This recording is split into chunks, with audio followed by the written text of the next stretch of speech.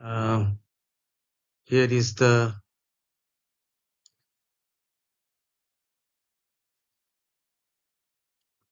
here is the play. So we had done till page number 37 here. I'll just go back.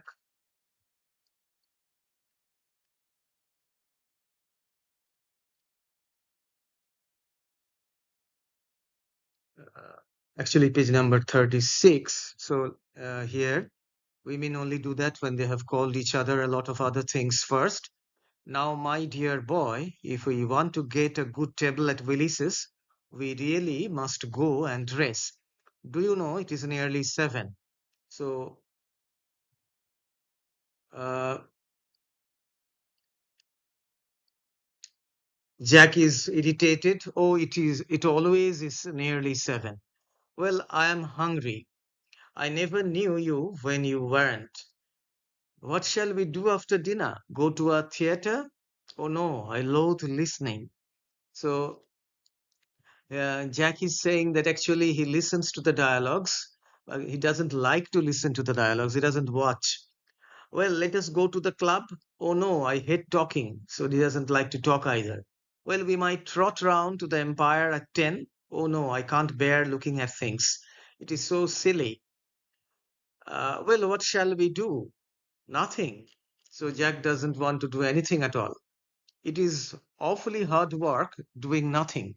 However, I don't mind hard work where there is no definite object of any kind. So when one doesn't have to do something definite, then obviously uh, it doesn't matter because one does not have to put in hard labor as such. Lane enters. Miss Fairfax. Enter Gwendolen. Lane goes out. Gwendolen, upon my word. Algy, kindly turn your back. I have something very particular to say to Mr. Worthing. Really, Gwendolen, I don't think I can allow this at all. Algy, you always adopt a strictly immoral attitude toward life. You are not quite old enough to do that. Algernon retires to the fireplace. So Gwendolen says that you have an immoral attitude. Actually, she means a kind of a moral attitude. My own darling, Ernest, we may never be married. From the expression on Mamma's face, I fear we never shall. Few parents nowadays pay any regard to what their children say to them. Oh, old-fashioned respect for the young is fast dying out. Whatever influence I ever had over Mama, I lost at the age of 3. So this is a very funny statement, as you can understand. So Gwendolyn reports to Jack. Actually, she obviously addresses him as Ernest, that her mother, that is Lady Bracknell, is not prepared to agree to this marriage. And nowadays, it's a very funny statement that parents don't listen to what their children say, and the old-fashioned respect for the young. So it should be the old-fashioned respect for the elders, but it is reversed. So as you know, in this play you will have many such examples. The traditional sayings are reversed, and they are sort of you know mocked. So she says that I do not have any more influence over my mother. It ended when I was 3 years old. After that, uh, she stopped listening to me. But although she may prevent us from becoming man and wife, and I may marry someone else and marry often, nothing that she can possibly do can alter my eternal devotion to you. So she is reassuring him that though we may not become man and wife, and I might marry someone different, uh, but I will always remember you, and I will, uh, of course, be devoted towards you. and marry often, so she might get married more than once. Dear Gwendolyn, so Jack is overwhelmed by this show of emotion. The story of your romantic origin, as related to me by Mama with unpleasing comments, has naturally stirred the deeper fibers of my nature. Your Christian name has an irresistible fascination. The simplicity of your character makes you exquisitely incomprehensible to me. Your town address at the Albany I have. What is your address in the country? So Gwendolen is very much impressed by the fact that Jack was found in a black handbag, and it appears to her that it is a very romantic kind of a situation.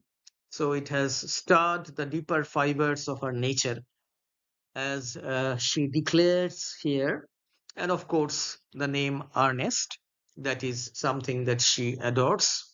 And you are very simple. Your simplicity is something that you cannot understand, quite exquisitely incomprehensible, that I cannot comprehend enough. So she asks for his country address, the Manor House, Olton, Hertfordshire. So Jack gives her the his address at the countryside. Algernon, who has been carefully listening, smiles to himself and writes the address on his shirt cuff, then picks up the railway guide. So you will recall that Jack had declined to give his country address to Algernon. Uh, Jack didn't want that Algernon should meet his word, Cecily. But now, uh, of course, Algernon overhears this address. Gwendolen, there is a good postal service, I suppose. It may be necessary to do something desperate. That, of course, will require serious consideration. I will communicate with you daily.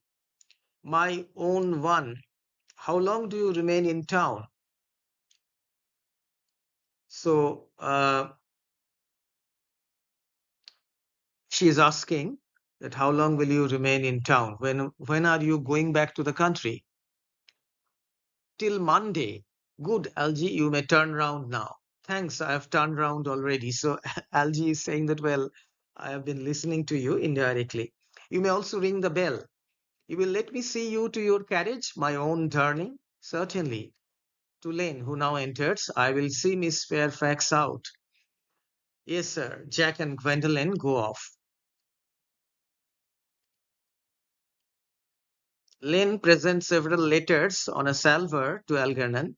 It is to be surmised that they are bills, as Algernon, after looking at the envelopes, tears them up. So he doesn't want to pay those bills. A glass of sherry, Lane? Yes, sir. Uh,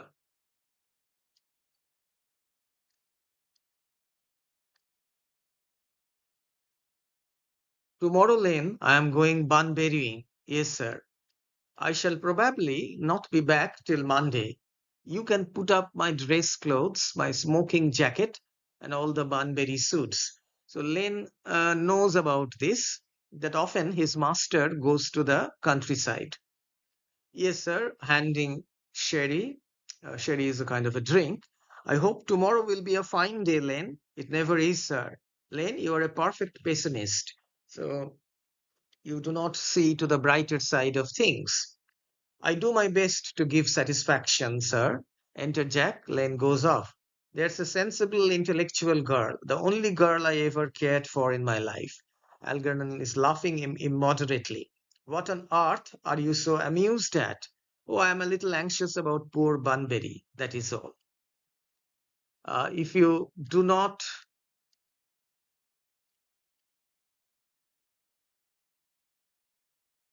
if you don't take care, your friend Bunbury will get you into a serious scrape someday.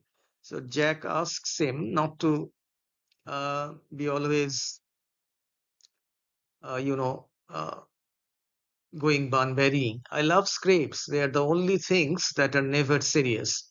Oh, that's nonsense, Algy. You never talk anything but nonsense. Algernon, nobody ever does. Jack looks indignantly at him and leaves the room. Algernon lights a cigarette, reads his shirt cuff, and smiles. So now the first act comes to an end.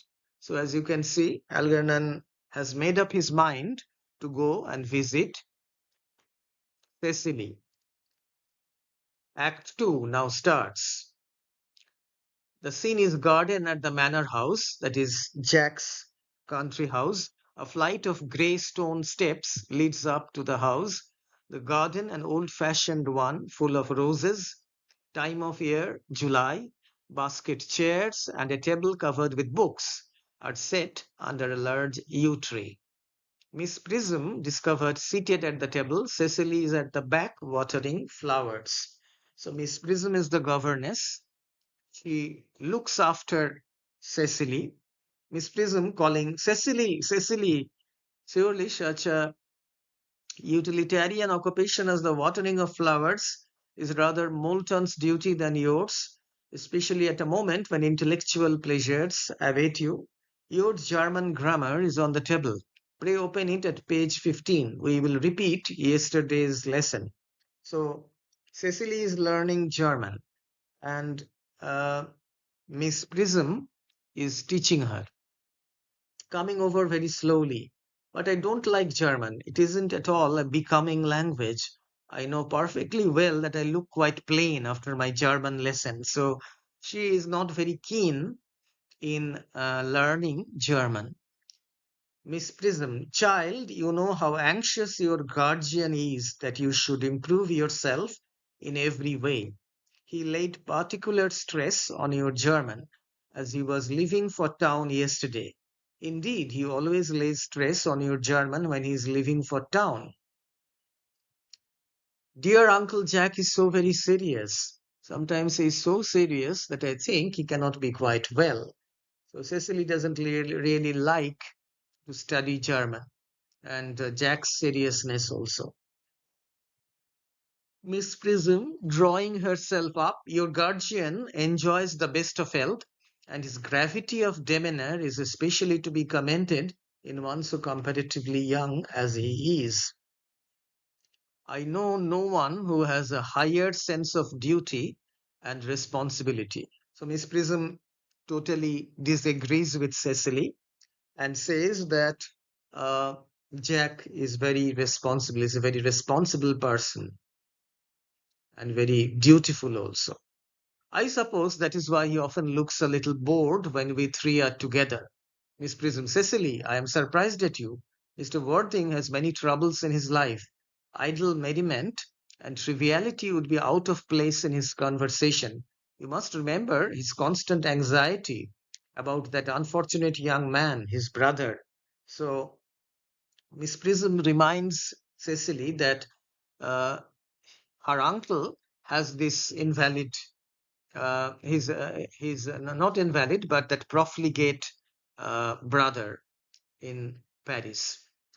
I wish Uncle Jack would allow that unfortunate young man, his brother, to come down here sometimes. We might have a good influence over him, Miss Prism. I am sure you certainly would. You know German and geology and things of that kind influence a man very much. Cecily begins to write in her diary.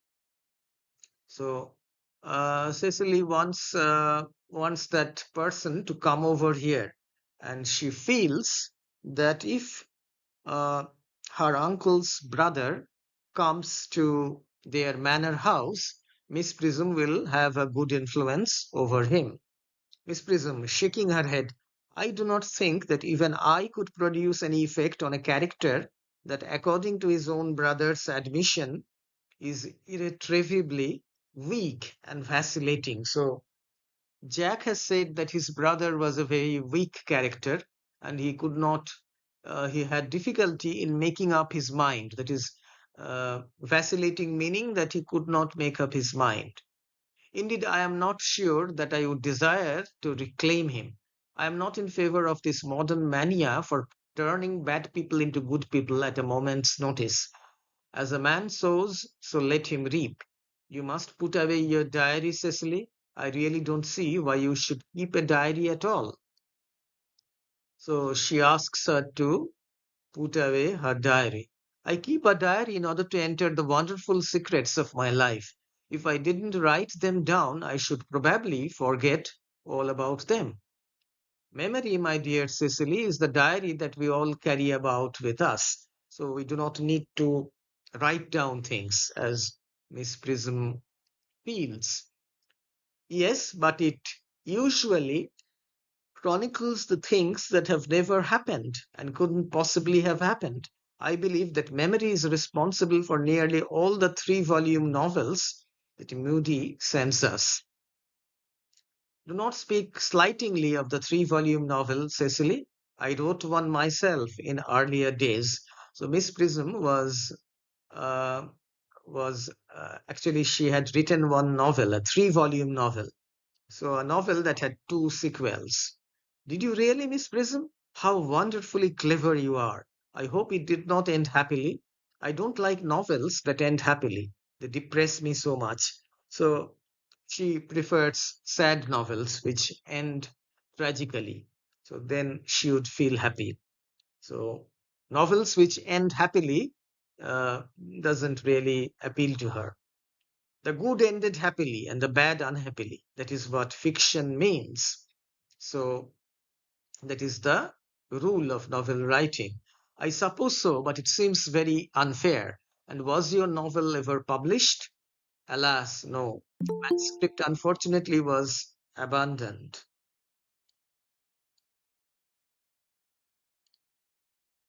So she says that I had written one novel, but the manuscript was abandoned. I use the word in the sense of lost or mislaid.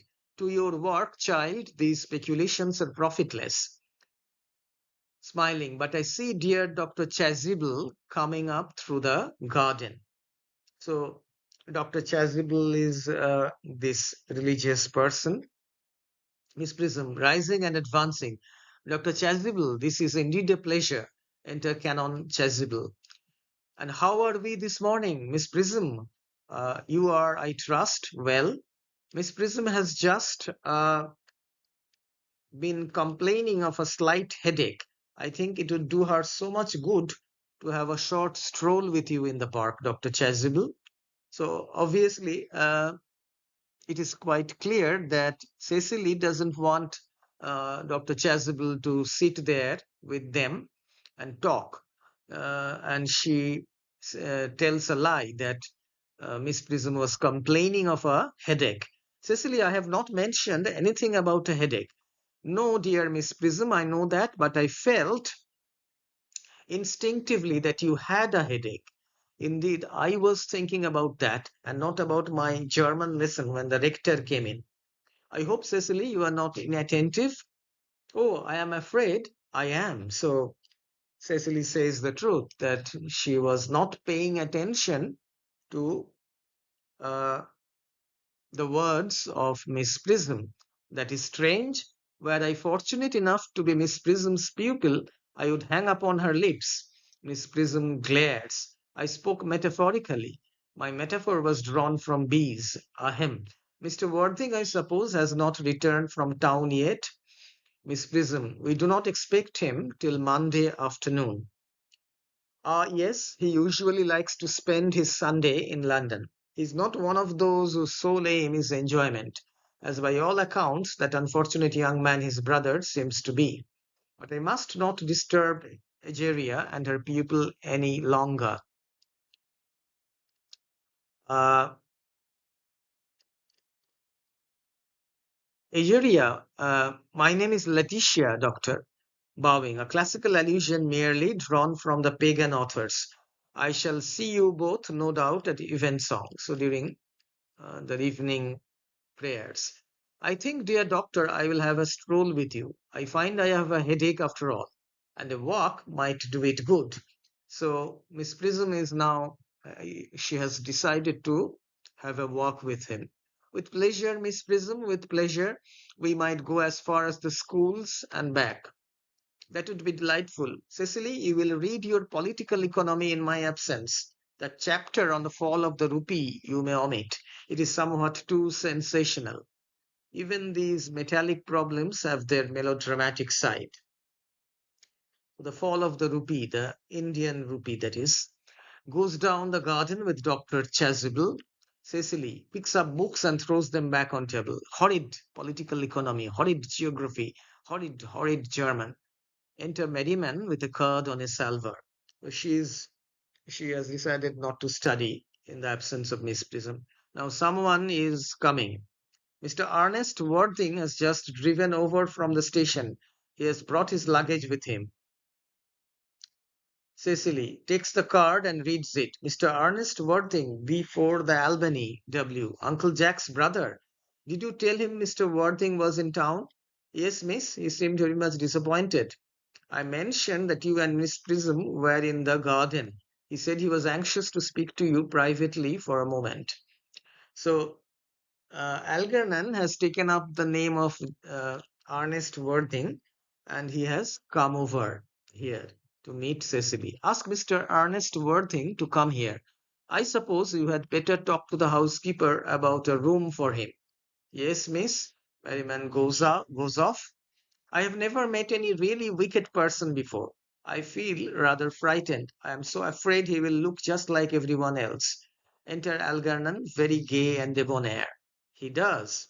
So she has heard a lot about this wicked brother of her uncle, and she is expecting that he will uh, be very plain. He will be just like anyone, the other people. Raising his hat, you are my little cousin Cecily, I am sure. You are under some strange mistake. I am not little. In fact, I believe I am more than usually tall for my age. Algernon is rather taken aback. But I am your cousin Cecily. You, I see from your card, are Uncle Jack's brother. My cousin Ernest, my wicked cousin Ernest. Oh, I am not really wicked at all, cousin Cecily. You mustn't think that I am wicked. So Algernon tries to uh, sort of make the situation a bit easy. If you are not, then you have certainly been deceiving us all in a very inexcusable manner.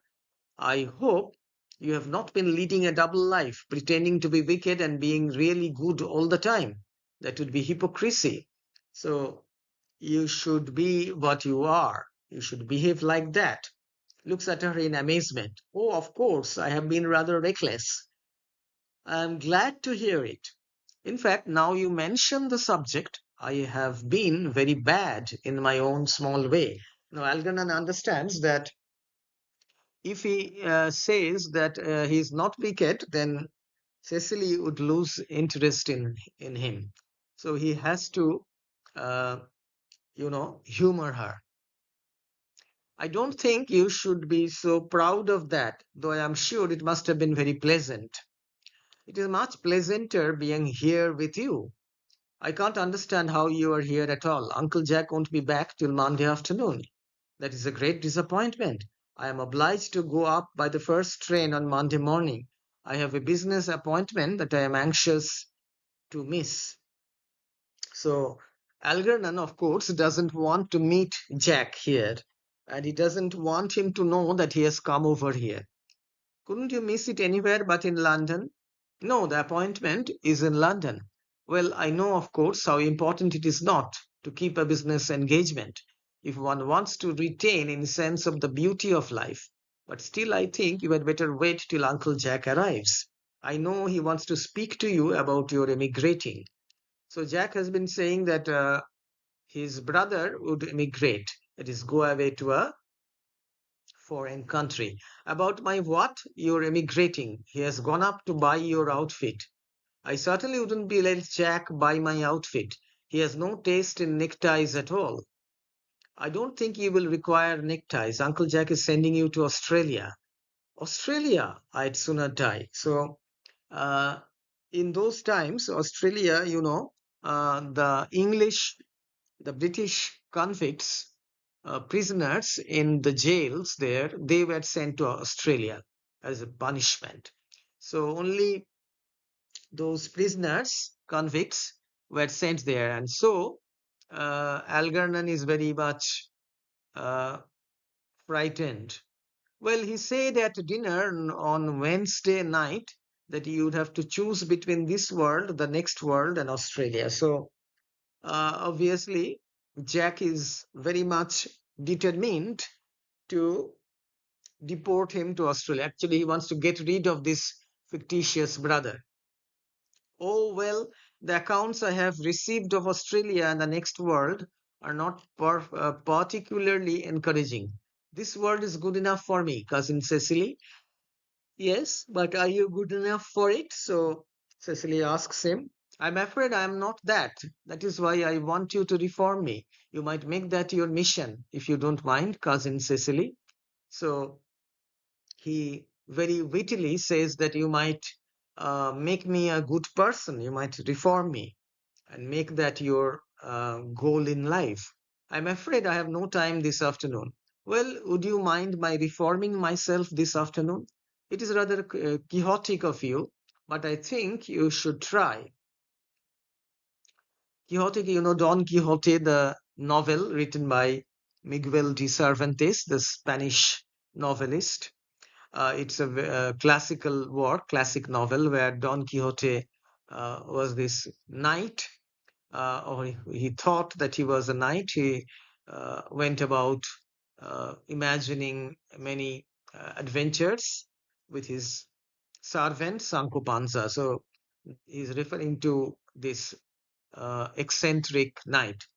I will. I feel better already. You are looking a little worse. It is because I am hungry. How thoughtless of me. I should have remembered that when one is going to lead an entirely new life, one requires regular and wholesome meals. Won't you come in? So now Cecily asks him to come in. Thank you. Might I have a buttonhole first? I never have any appetite unless I have a buttonhole first.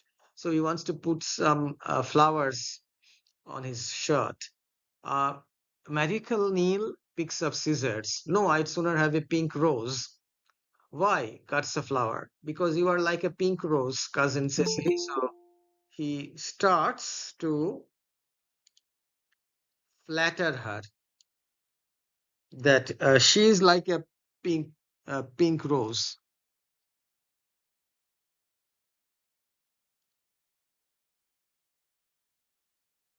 I don't think it can be right for you to talk to me like that. Miss Prism never says such things to me.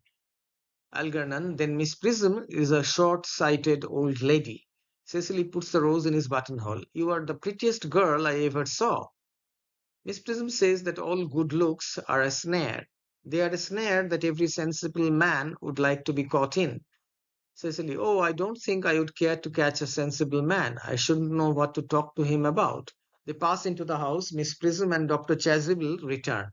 At this moment, they return. They have not seen Algernon.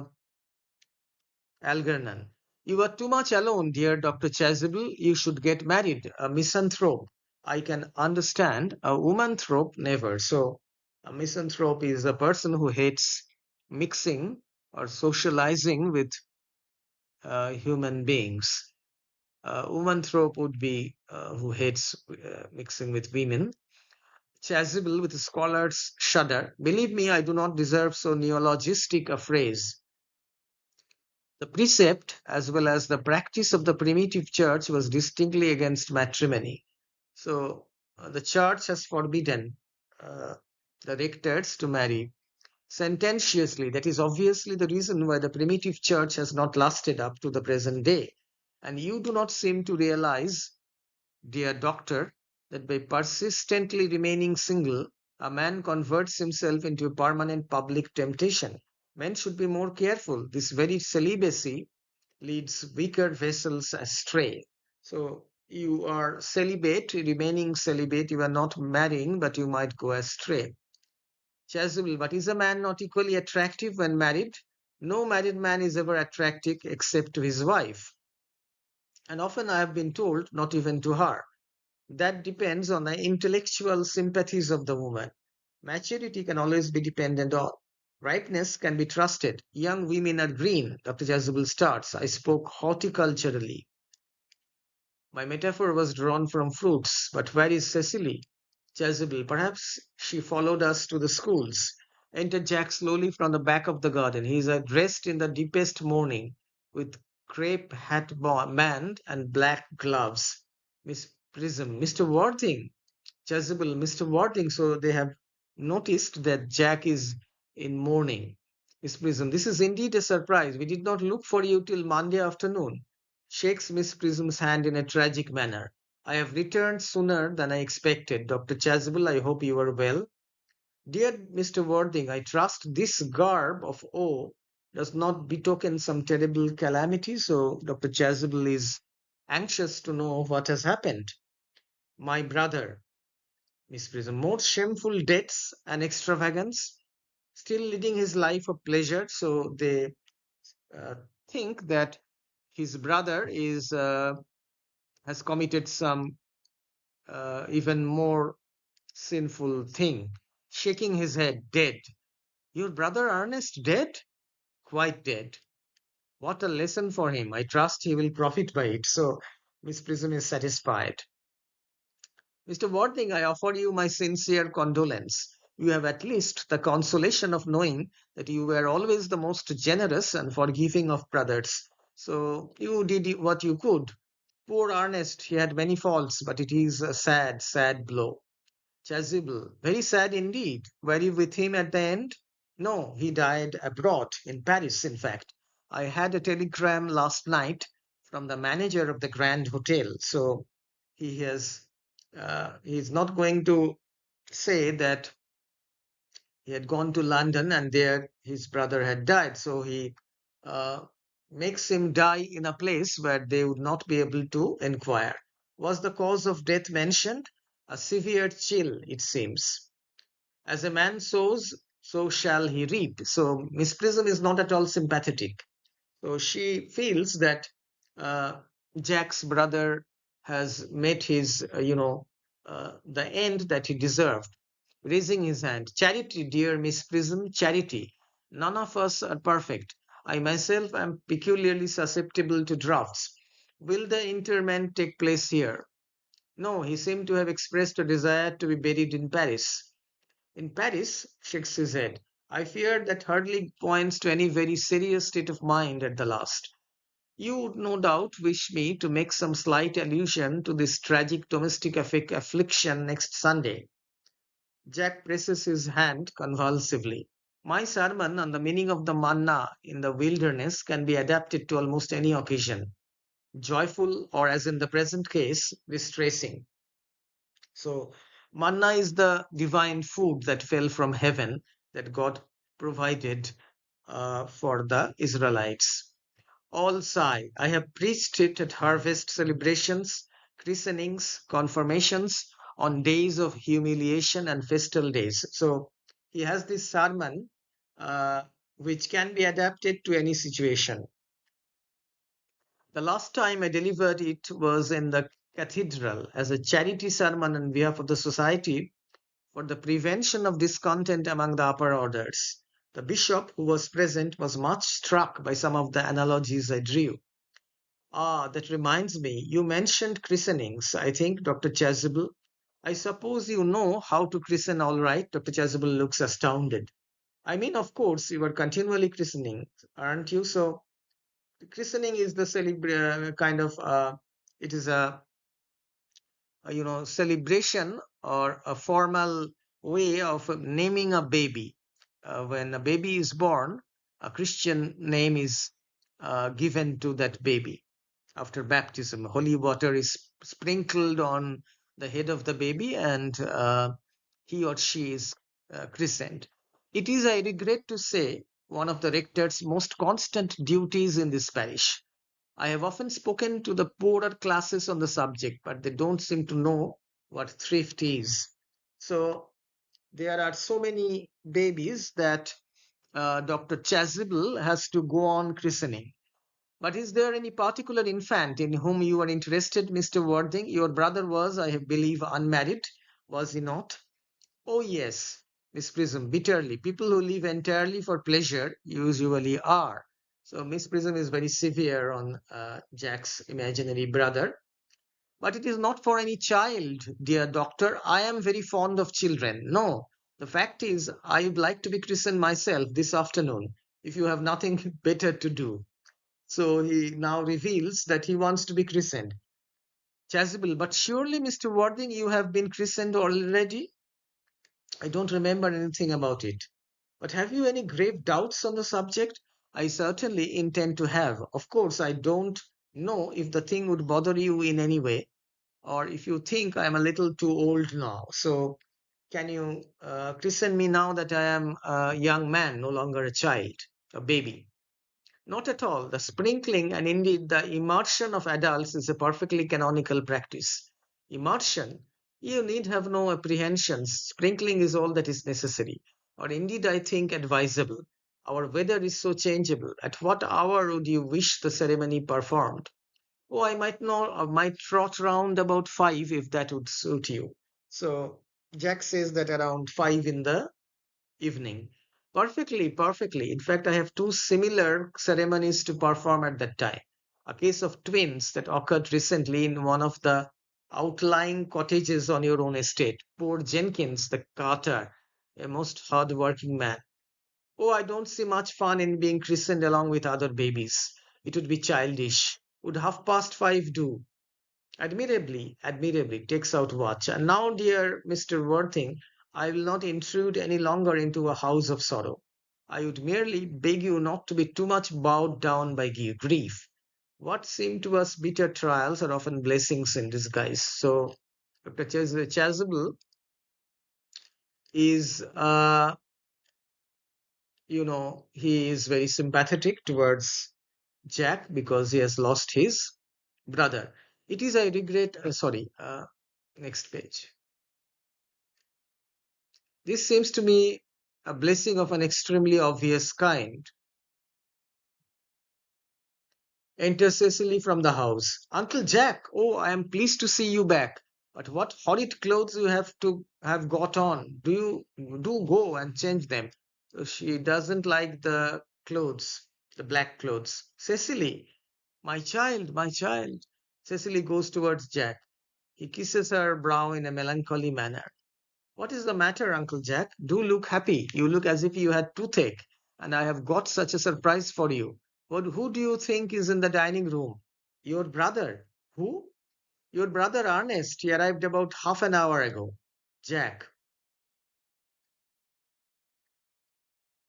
What nonsense. I haven't got a brother. Oh, don't say that. However badly he may have behaved to you in the past, he is still your brother.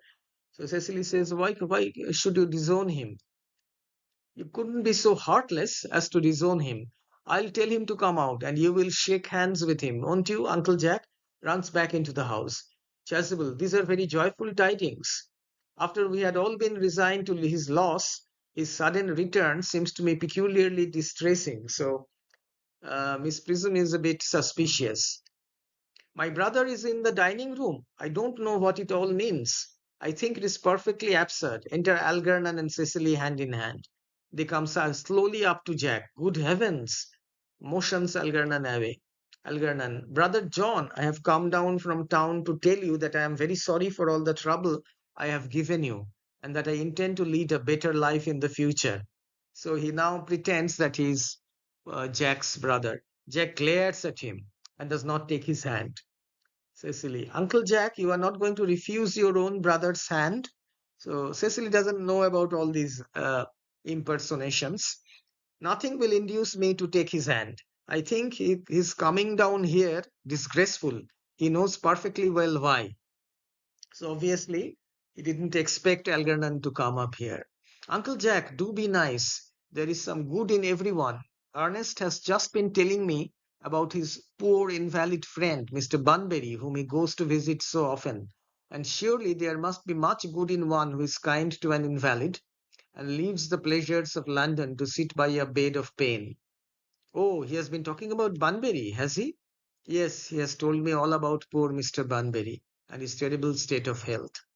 Bunbury, well, I won't have him talk to you about Bunbury or about anything else. It is enough to drive one perfectly frantic. Of course, I admit that the faults were all on my side, but I must say that I think that Brother John's coldness to me is peculiarly painful. I expected a more enthusiastic welcome, especially considering it is the first time I have come here. So he is trying to make the situation normal. Uncle Jack, if you don't shake hands with Ernest, I will never forgive you. Never forgive me. Never, never, never. So she is determined that her uncle should shake hands with Algernon. Well, this is the last time I shall ever do it. Shakes hands with Algernon and glares. It's pleasant, is it not, to see so perfect a reconciliation? I think we might leave the two brothers together. Cecily will come with us. Certainly, Miss Prism, my little task of reconciliation is over. You have done a beautiful action today, dear child. We must not be premature in our judgments. So Miss Prism is not too impressed. I feel very happy. They all go off. You young scoundrel, Algy, you must get out of this place as soon as possible. I don't allow any bunburying here. Enter Merryman. I have put Mr. Ernest's things in the room next to yours, sir. I suppose that is all right. What? Mr. Ernest's luggage, sir. I have unpacked it and put it in the room next to your own. His luggage? Yes, sir. Three portmanteaus, a dressing case, two hat boxes, and a large luncheon basket. I am afraid I can't stay more than a week this time. Merriman ordered the dog cart at once. Mr. Ernest has been suddenly called back to town. Yes, sir, goes back into the house. So Jack would not have him in the house, would not have Algernon in the house. So he tells Merriman to bring a dog cart. So it's a carriage which will take him back to town. Algernon, what a fearful liar you are, Jack. I have not been called back to town at all. Yes, you have. I haven't heard anyone call me. Your duty as a gentleman calls you back. My duty as a gentleman has never interfered with my pleasures in the smallest degree. So he is quite uh, happy about it. I can quite understand that. Well, Cecily is a darling. You are not to talk of Miss Cardew like that. I don't like it. Well, I don't like your clothes. You look perfectly ridiculous in them. Why on earth don't you go up and change? It is perfectly childish to be in deep mourning for a man who is actually staying for a whole week with you in your house as a guest. I call it grotesque. So Algernon says that, why are you mourning for someone? For me, who is going to stay with you for a week? You are certainly not staying with me for a whole week as a guest or anything else. You have got to leave by the 4:05 train. So he is determined that Algernon should leave. I certainly won't leave you so long as you are in mourning. It would be most unfriendly. If I were in mourning, you'd stay with me, I suppose. I should think it very unkind if you didn't. Well, will you go if I change my clothes? Yes, if you are not too long. I never saw anybody take so long to dress and with such little result. Well, at any rate, that is better than being always overdressed as you are. If I am occasionally a little overdressed, I make up for it by being always immensely overeducated. So they are going against each other. They are trying to prove each other's worth. Your vanity is ridiculous, your conduct an outrage, and your presence in my garden utterly absurd. So Jack is very much against Algernon's coming here and his impersonation of his brother, his profligate, uh, wicked brother Ernest. However, you have got to catch the 4:05, and I hope you will have a pleasant journey back to town. This bunburying, as you call it, has not been a great success for you. Goes into the house. Algernon, I think it has been a great success. I am in love with Cecily, and that is everything. Enter Cecily at the back of the garden. She picks up the can and begins to water the flowers. But I must see her before I go and make arrangements for another bunbury. Ah, there she is. Oh, I merely came back to water the roses. I thought you were with Uncle Jack. He's gone to order the dog cart for me. Oh, is he going to take you for a nice drive? He's going to send me away. Then have we got to part? I am afraid so. It's a very painful parting. So Algernon says that it is a very going to be a very painful parting for them. It is always painful to part from people whom one has known for a very brief space of time. The absence of old friends one can endure with equanimity. But even a momentary separation from anyone to whom one has just been introduced is almost unbearable. So, again, this funny statement, reversing the traditional thoughts statements. Cecily is saying that if one has known someone for a very short period of time, then if one has to part from him or her, it becomes very painful. Of course, we know that if one knows a person for a long time, it becomes difficult to part from him or her. But Oscar Wilde is, of course, uh, witty here. He is showing his witticism here. Algernon, thank you. Enter Merryman. The dog cart is at the door, sir. Algernon looks appealingly at Cecily. It can wait, Merryman, for 5 minutes. So Algernon need not go just now. Yes, miss. So Merryman goes out. I hope, Cecily, I shall not offend you if I state quite frankly and openly that you seem to me to be in every way the visible personification of absolute perfection. So now he starts to flatter her. I think your frankness does you great credit, Ernest. If you will allow me, I will copy your remarks into my diary. Goes over to table and begins writing in diary. So she's always writing down whatever is happening to her because she's afraid that she would forget. Algernon, do you really keep a diary? I'd give anything to look at it. May I? Oh no, puts her hand over it. You see, it is simply a very young girl's record of her own thoughts and impressions, and consequently meant for publication. When it appears in volume form, I hope you will order a copy. But pray, Ernest, don't stop. I delight in taking down from dictation. I have reached absolute perfection. You can go on. I am quite ready for more. So she is very funny. She says that it is Algernon should not look into her diary. It's very private. The thoughts, the recording of the thoughts of a young girl, and that should be private. But she intends to publish that as a book in the future, and then perhaps Algernon would buy that book, and she's waiting for him to go on, and then it's a kind of a speech that she wants from him. Somewhat taken aback, ahem. So doesn't really he was not prepared for this kind of a reaction. Oh, don't cough, Ernest. When one is dictating, one should speak fluently and not cough.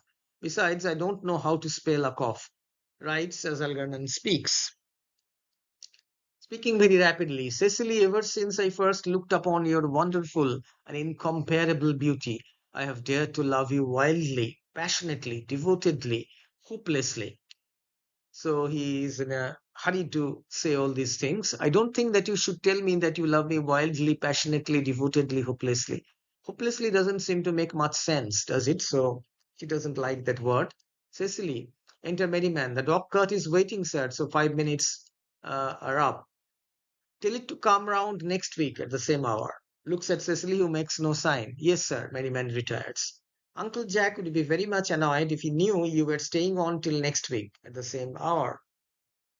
Oh, I don't care about Jack. I don't care for anybody in the whole world but you. I love you, Cecily. You will marry me, won't you? You silly boy, of course. Why? We have been engaged for the last 3 months. So this is another surprising remark. So they have just met just a few minutes before, perhaps. For the last 3 months. Yes, it will be exactly 3 months on Thursday. But how did we become engaged? Well, ever since dear Uncle Jack first confessed to us that he had a younger brother who was very wicked and bad, you, of course, have formed the chief topic of conversation between myself and Miss Prism. And of course, a man who is much talked about is always very attractive. One feels there must be something in him after all. I dare say it was foolish of me, but I fell in love with you, Ernest. So, just as Gwendolen had said, almost the same thing. So Cecily says that when Jack had mentioned 3 months earlier that he had a wicked brother, and she was talking with her governess, Miss Prism, about that wicked brother, she really thought that she became engaged to him. Darling, and when was the engagement actually settled? On the 4th of February last.